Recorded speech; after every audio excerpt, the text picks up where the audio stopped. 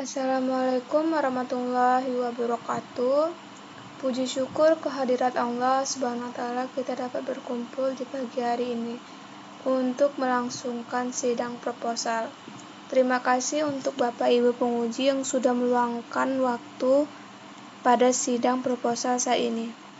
Sebelum itu, izinkan saya memperkenalkan nama saya Leoni Ayudia Pasha dengan nomor NPM 290910009.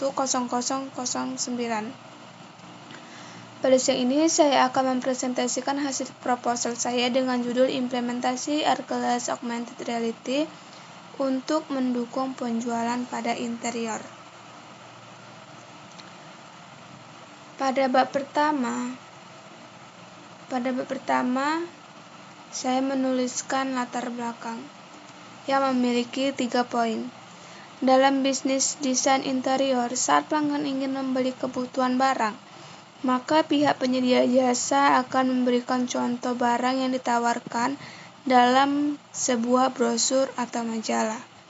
Selain itu juga, desainer akan memodelkan desain barang dan peletakannya di dalam ruangan dengan menggunakan kertas gambar agar pelanggan dapat menentukan desain interior dan jenis barang yang diinginkan. Metode ini dirasa cukup kurang efektif karena pemodelan dengan kertas akan memakan waktu yang cukup lama dan rentan terhadap kesalahan untuk menggambar. Dan pelanggan juga cukup susah untuk membayangkan bentuk asli desain tersebut. Konten ini dibuat untuk mempromosikan produk menggunakan berbagai media berbasis web atau jejaring sosial dan menjadi media komunikasi bagi pelanggan. Augmented reality adalah solusinya. Kenapa? Karena augmented reality adalah teknologi yang bertujuan untuk menghubungkan dunia nyata dan dunia maya. Teknologi ini dapat membantu pengusaha desain interior dalam memvisualisasikan desain yang lebih menarik dan efektif. Dengan augmented reality, pengguna dapat menggunakan objek virtual untuk melihat dunia nyata pada saat yang sama, memperluas daripada menghentikan kenyataan. Teknologi ini berkembang sangat pesat sehingga memungkinkan untuk diaplikasikan di banyak bidang.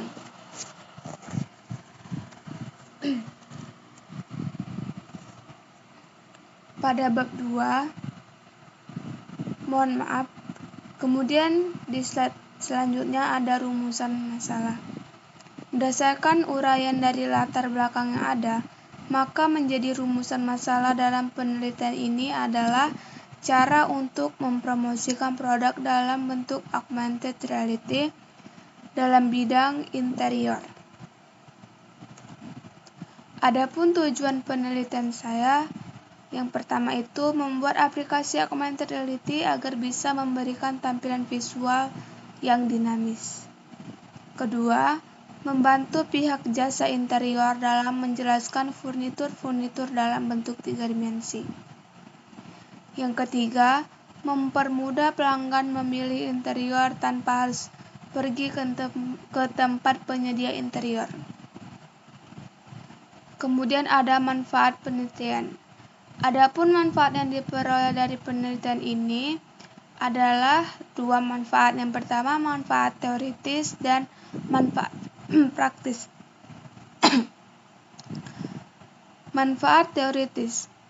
Penelitian ini diharapkan dapat memberikan sumbangan pemikiran bagi pengembangan marketplace augmented reality atau AR untuk mendukung penjualan pada interior rumah. Yang kedua, penelitian ini diharap dapat memberikan pengetahuan tentang marketplace augmented reality untuk mendukung penjualan pada interior rumah. Kemudian ada manfaat praktis. Pada manfaat praktis, penelitian ini diperguna untuk memberikan sumbangan ilmu pengetahuan dan sebagai referensi bagi para pihak yang ingin meneliti permasalahan yang sama. Kemudian adapun yang kedua, penelitian ini dapat memberikan kontribusi pemikiran terhadap Markerless Augmented Reality atau AR untuk mendukung penjualan pada interior rumah. Pada bab 2 ada kajian teori. Menurut penjelasan Haller, Billinghurst, dan Thomas pada tahun 2007, dengan risetnya, augmented reality bertujuan untuk mengembangkan teknologi yang memperbolehkan penggabungan secara real-time terhadap digital content yang dibuat oleh komputer dengan dunia nyata. Augmented juga diperbolehkan pengguna mirror objek maya 2 dimensi atau 3 dimensi yang diproyeksi terhadap dunia nyata. Dengan adanya augmented reality ini, memudahkan para desainer dan pengguna untuk melihat desain interior mana yang bagus.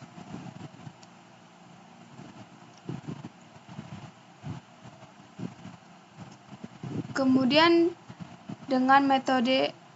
slide selanjutnya, metode augmented reality.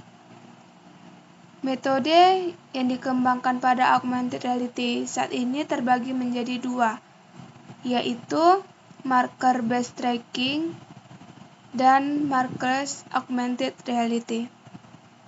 Apa itu marker augmented reality atau marker-based tracking?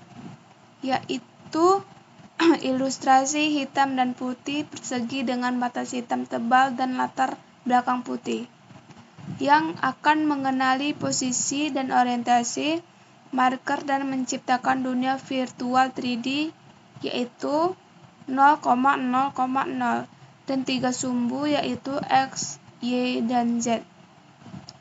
Marker-based tracking ini sudah lama dikembangkan sejak tahun 1980-an dan pada awal 1990-an, dan sampai sekarang terus dikembangkan oleh para penggunanya. Yang kedua adalah metode markerless augmented reality. Metode ini, pengguna tidak perlu lagi menggunakan sebuah marker untuk menampilkan elemen digital dengan tool yang disediakan.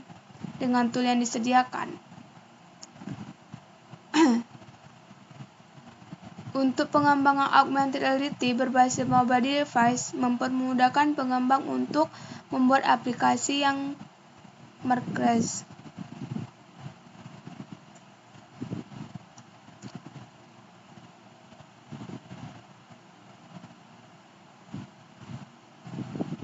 Ada 3 teknik dalam augmented reality. Yang pertama itu ada face tracking, 3D object tracking, dan motion tracking.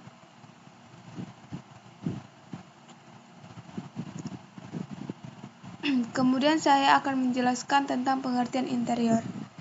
Desain interior berkaitan dengan proses merencanakan, menata, dan merancang ruang-ruang interior yang ada dalam sebuah bangunan, termasuk perabot dan pengaruhnya. Penataan fisik interior ini pada prinsipnya harus memenuhi kebutuhan dasar manusia dalam hal penyediaan sarana untuk bernaung dan berlindung. Ini sesuai dengan tujuan desain interior untuk memperbaiki fungsi, memperkaya nilai estetika, dan meningkatkan aspek psikologis sebuah ruangan. Dengan adanya augmented reality ini sangat memudahkan pengguna untuk memvisualisasikannya atau membayangkannya di mana saja untuk meletakkan perabotan tersebut.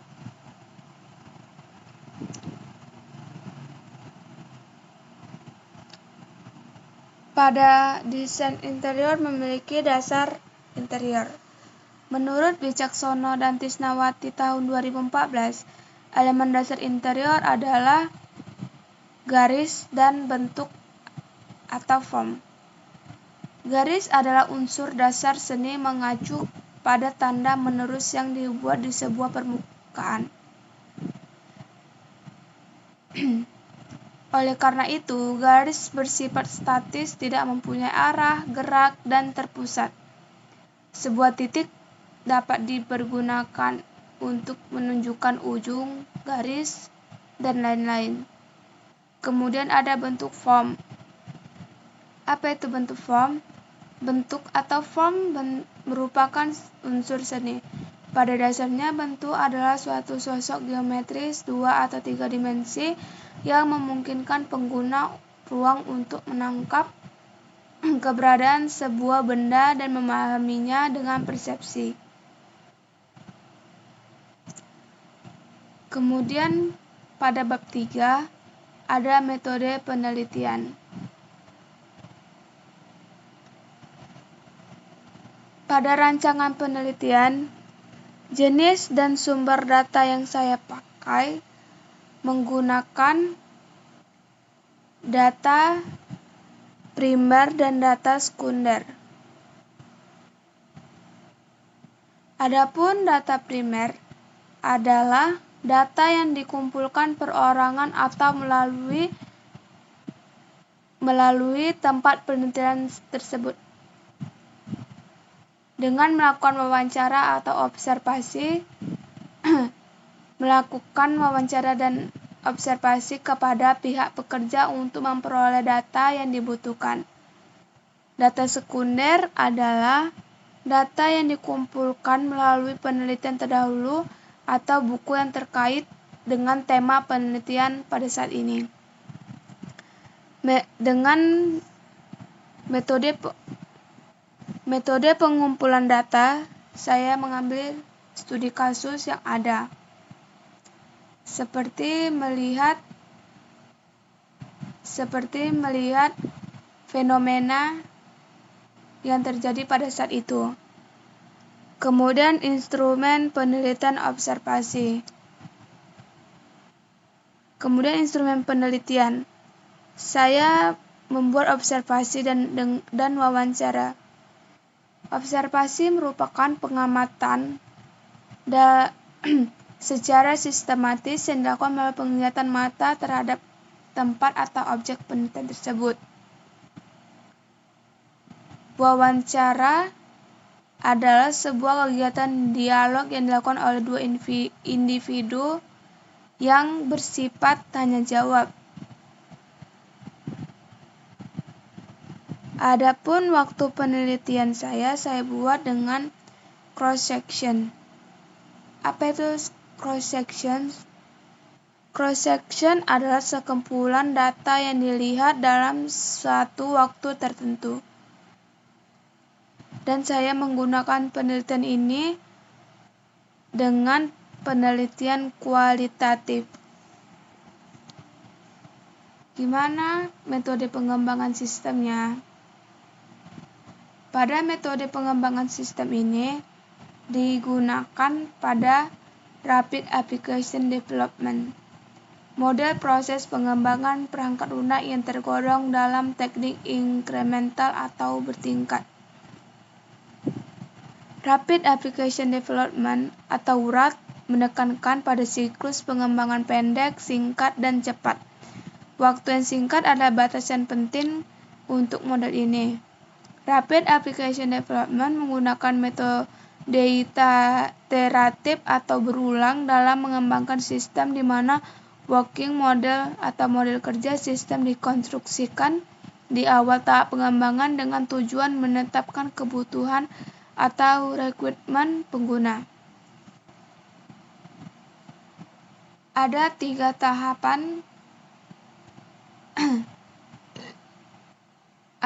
tahapan requirement Rapid Application Development.